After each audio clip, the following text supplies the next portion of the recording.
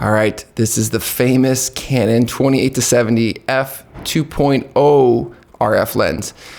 Now, I'm sure you've been looking around and wondering, okay, is it worth the money? Because it's very expensive and it's very heavy. That's probably the, more than the money, this thing is so heavy and so big. For comparison's sake, here's the 24-105, which is like not a small lens, not a massive lens, but it is, and then here, let me do this. And then you have the 70-200. It's not as long, but it is fat. Look how thick that is. It's got a 95 filter thread. Okay, so first you just got to know that this is a very, very big lens, and there's no IS. It's just all you got is autofocus and manual focus. You have to adjust your focal length here. It does come out a little bit, not a ton, but it does come out a little bit, and then your focus ring here. All right, so I've had this lens for a little bit, and outside of the weight, it's basically like just having a bunch of primes with you.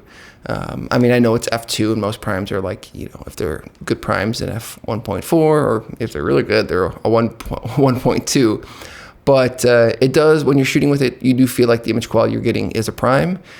So it's awesome. It's expensive, but it's awesome. If you like shooting on primes and you don't like having to carry around a lot of lenses, you'll be happy with this. It's actually a good, if you think about it, this is what you got to tell yourself. It's actually a good deal when you think about it. Why is it a good deal? Because you really get all the primes. I mean, you get a 28, you get a 35, you get a 50, and then you get a 70. And then really, I mean, in theory, everything in between. But it'll just say those four lenses as f2.0L. It is a good deal. So I would recommend, if you're going to shoot with this, so this is what it'll look like, you know, on an R5. I would suggest a battery grip when you're shooting. It's going to make the camera feel just a little bit more balanced. I do notice if I don't have a battery grip on there, it just kind of like does that all the time.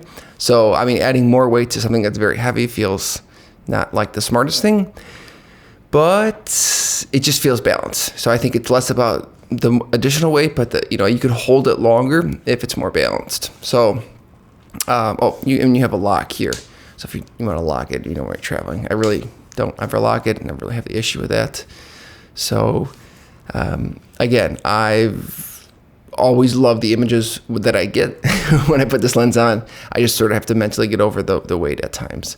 But it's a great lens. I don't think you'll regret it. So hope this is helpful.